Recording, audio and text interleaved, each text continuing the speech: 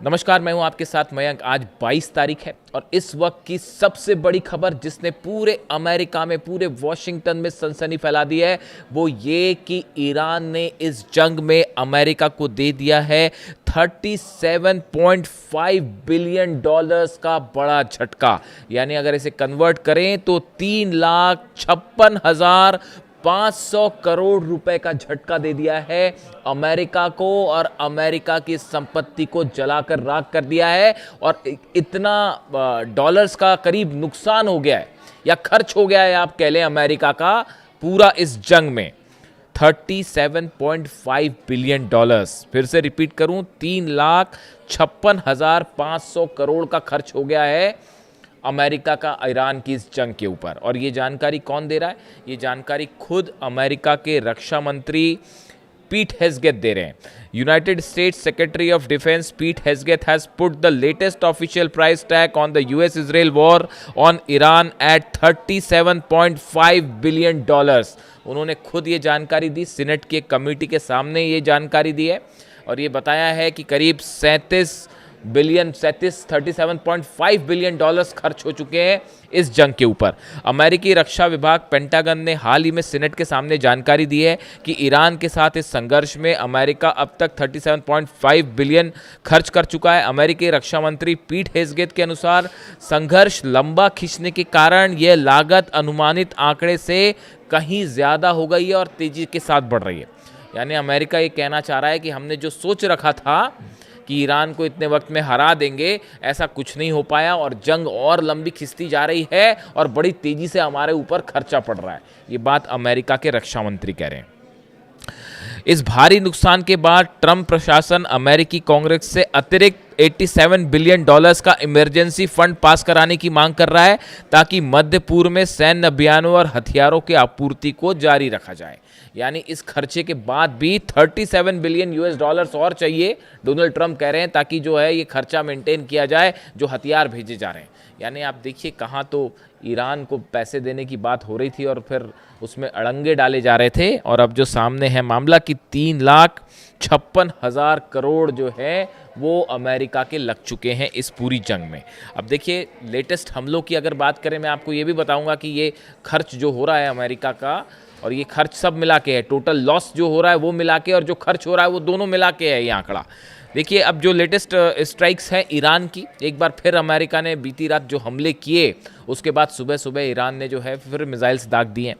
Tehran launches more retaliatory attacks on Bahrain, Kuwait and Jordan. ये 3 जगह पर हमले किए गए हैं ईरान की तरफ से। A statement from Iran's military says Jordan Muwaffaq Salti airbase in Azraq and Bahrain Isa airbase have been targeted with drones. ये बयान ईरान की सेना की तरफ से आया है कि हमले कहाँ पे हुए हैं?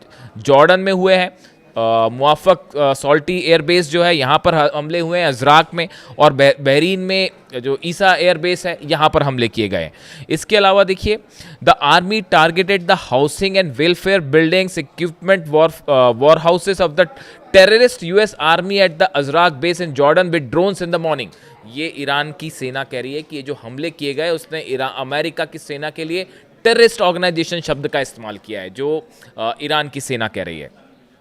अब ये शेख ईसा एयरबेस जो है ये हमेशा से ईरान के निशाने पर रहा है। और ये जो खर्च देखिए, ये जो खर्च आ रहा है, जो आंकड़ा पीट हेग्सेथ बता रहे हैं, वो ऐसे अटैक्स जो हो रहे हैं इस पर नुकसान हो रहा है। मैं इसका आपको अलग से भी आंकड़ा दूंगा कि कहाँ पर जो है वो किस जगह पर कितना नुकसान हो रहा है। लेकिन अगर आज की अटैक्स की बात करें तो आज सुबह सुबह ईरान की तरफ से बहरीन में हमले किए गए हैं, कुवैत में हमले किए गए हैं और एक बार फिर जॉर्डन में हमले किए गए। इसके अलावा कुवैत में कैंप दोहा बेस जो है, बताया जा रहा है कि यहाँ पर आज सुबह बड़ी ड्रोन स्ट्राइक हुई है। कैंप दोहा वो इलाका है कुवैत का जहाँ पर अमेरिका के बड़े हथियारों का डिपो है, यहाँ पर अमेरिकन फोर्सेस मौजूद है। यानी सीधा हिट किया गया है उन बिल्डिंग्स को, उन जगहों को जहाँ पर अमेरिका का एम्यूनिशन रखा हुआ है। ऐसी हालात जॉर्डन में। देखिए, जॉर्डन से एक ऐसी खबर है, ये हमले कल किए गए लेकिन उसके बाद से ये साफ नहीं हो पाया है कि कितना नुकसान हुआ है। देखिए, खबर ये है कि जॉर्डन में एक बेस पर ईरान की तरफ से स्ट्राइक की गई। बताया जा रहा है इस स्ट्राइक में कई सारे बंकर्स जो थे वो तबाह हुए हैं, कई एयरप्लेन्स तबाह होने का दावा किया जा रहा है ईरान की तरफ से, और ये कहा जा रहा है कि यहाँ पे जो अमेरिकी आर्मी के जो लोग रुके हुए थे, सदस्य थे, जो उनके ऊपर उनके बंकर्स में एक बार फिर हमले का दावा है। ये दूसरा दावा है, पिछले दावे की बात मैं नहीं कर रहा हूँ। जो 2 दिन पहले अटैक हुए थे वो अलग था, ये अटैक अलग है, ये कल के नए अटैक हैं। और इसमें बताया जा रहा है कि वहाँ पे बड़ी कैजुअलिटी है। अगर देखिए बंकर्स तबाह होते हैं और ख़ासकर वो अमेरिकी सेना से जुड़े हुए हैं, वहाँ अमेरिकी सेना रुकी हुई है, तो इस सूरत हाल में वहाँ बड़े नुकसान की बात हो सकती है। ऐसी सूरत में अभी अमेरिका की तरफ से कुछ नहीं कहा गया है कि वहाँ पे कितने सैनिक मरे हैं या कितने जेट्स तबाह हुए हैं। ये ईरान का दावा है कि F-15 जेट्स वहाँ तबाह कर दिए गए। ये कुछ वक्त लगेगा सामने आने में। तो ये जॉर्डन पर बड़ा हमला है।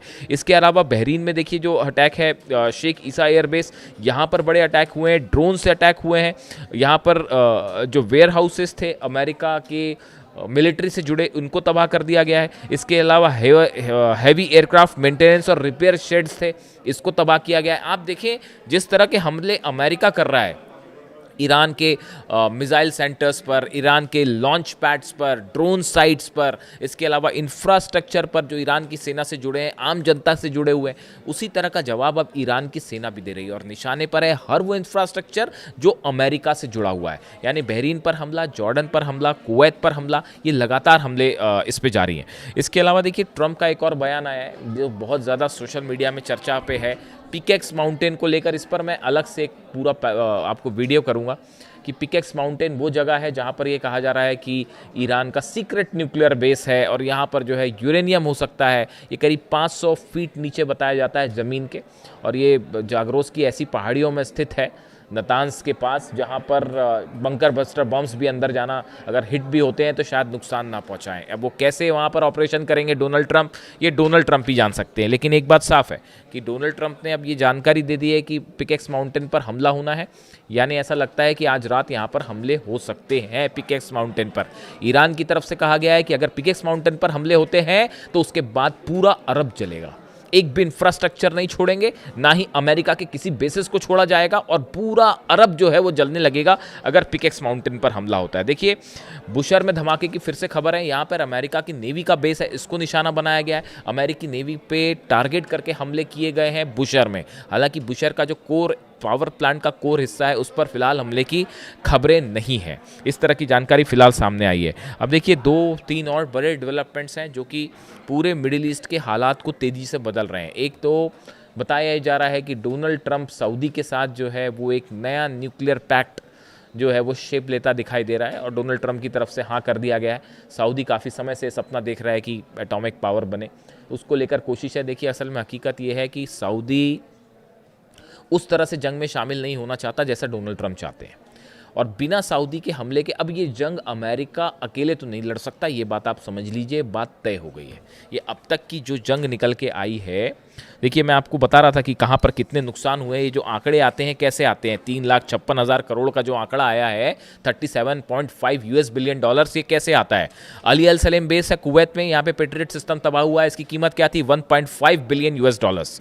Air surveillance and early warning radar तबाह हुआ है, इसकी कीमत है 300 मिलियन डॉलर्स। ये वो आंकड़े बता रहा हूं मैं जो अमेरिका को नुकसान हुए हैं। अगर आप बहरीन की बात करें, शेख ईसा एयरबेस पर पेट्रियट सिस्टम तबाह हुआ है, 1.5 बिलियन US डॉलर्स, करीब 1.5 से 2 बिलियन डॉलर की इसकी कीमत होती है। एयर सर्विलांस रडार जो है बहरीन में तबाह हुआ है, 300 मिलियन डॉलर्स। ऐसे ही हाल जॉर्डन में है, जॉर्डन में भी पेट्रियट सिस्टम तबाह है, 1.5 to 2 बिलियन डॉलर्स। यानी आप देखिए ये तीनों जगहों पर, तीनों बेसिस पर जो पेट्रियट सिस्टम है उसको टारगेट किया ईरान ने। इसके अलावा US command centre, fighter jet centre तबाह है, एयरक्राफ्ट सपोर्ट फैसिलिटीज तबाह हैं, और फ्यूल टैंक्स तबाह हैं।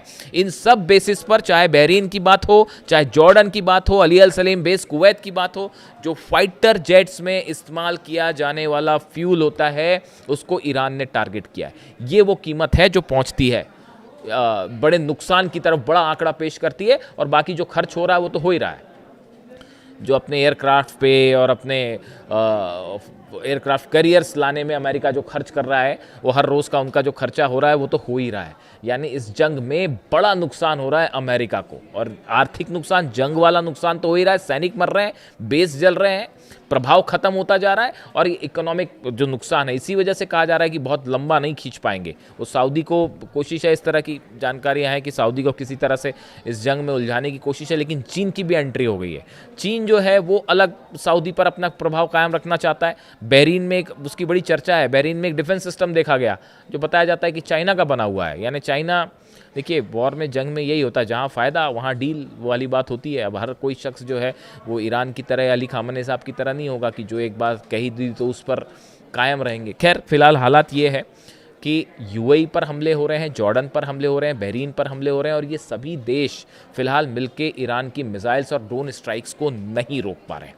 अमेरिका इस जंग को आगे बढ़ाए जा रहा है, लेकिन बड़ा नुकसान अमेरिका को झेलने को मिल रहा है। सैनिक मर रहे हैं, सिस्टम्स तबाह हो रहे हैं। अरब इस बात को समझ चुका है कि अमेरिका डिफेंस सिस्टम से हमारी रक्षा नहीं कर सकता, इसी वजह से चाइना शायद अपने डिफेंस सिस्टम बेचने की कोशिश में है। देखिए इसीलिए कहा जाता है एक बात कि अमेरिका, डोनाल्ड ट्रंप जो हैं वो बड़ी बड़ी टॉमहॉक मिसाइल ला सकते हैं, लेकिन इमाम हुसैन वाला हौसला नहीं ला सकते। तो डोनाल्ड ट्रंप जो है F-35 और F-16 और F-18 जेट्स ला सकते हैं, लेकिन अली खामने साहब वाली हिम्मत नहीं ला सकते। अमेरिका जो है बड़े बड़े एयरक्राफ्ट कैरियर्स ला सकता है, लेकिन शहादत देने का जो जज्बा ईरान में है वो नहीं ला सकता। और यही वजह है कि जंग में ईरान एक बार फिर भारी पड़ रहा है, और न सिर्फ अमेरिका बल्कि सब अरब देशों पर लीड बनाए हुए है। और हालात ये है कि अगर अगले चंद दिन, और जो 72 घंटे का टाइम दिया था उसमें से 24 घंटे बीत चुके हैं, 48 घंटे बचे हैं। ईरान का कहना है अगर जंग उसके बाद भी जारी रहती है तो ऑल आउट वॉर होगा। इससे जुड़ा जो भी अपडेट होगा आप तक पहुंचाएंगे। Thank you so much.